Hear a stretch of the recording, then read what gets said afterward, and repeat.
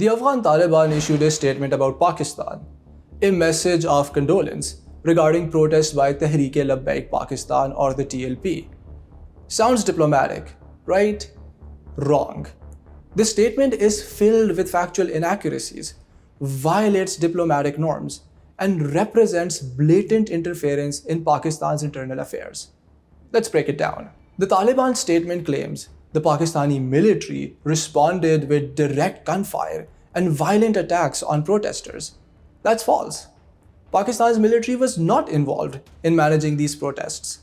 Civilian law enforcement agencies handled the situation, not the army. The statement also calls it a lawful protest in accordance with the country's legal framework. Another lie. This protest was never permitted by the government. It was an unauthorized demonstration that turned violent. The Tehreek-e-Labbaik party attempted to march on Islamabad, the federal capital, without permission. These aren't minor errors. These are deliberate misrepresentations designed to paint Pakistan in a false light. But the bigger issue is this. What business does Afghanistan have commenting on Pakistan's internal matters? This statement is a flagrant violation of diplomatic norms and the basic principles of statecraft. Countries don't issue official statements condemning their neighbors' handling of domestic protests. That's interference, plain and simple. The Taliban are crossing a red line that even Pakistan's adversaries haven't crossed. But you know what's remarkable? Even India, Pakistan's historical rival, has never issued such a statement about our internal affairs. Think about that. Afghanistan, which claims to want good relations with Pakistan, is doing what even our enemies don't do. And here's where it gets rich.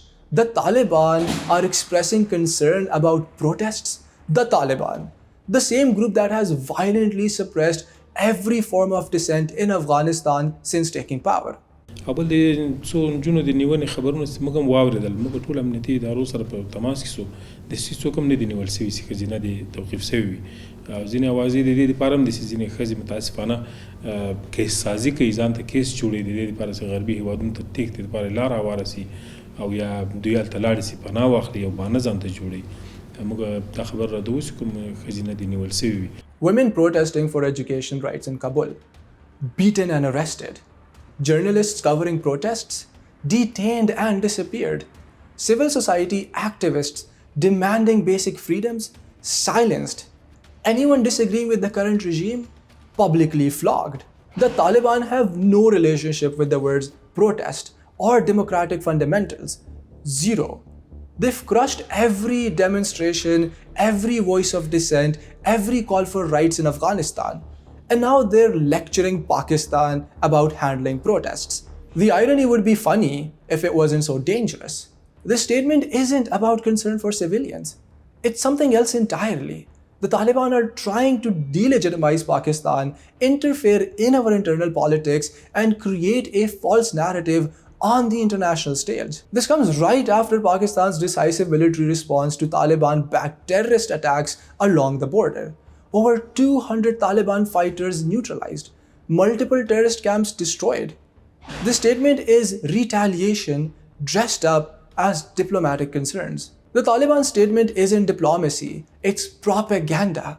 It's filled with lies, violates international norms, and exposes the hypocrisy of a regime that has crushed every form of dissent within its own borders. Pakistan will handle its internal matters. Afghanistan's interim government should focus on its own governance. Diplomatic norms exist for a reason. The Taliban just violated all of them.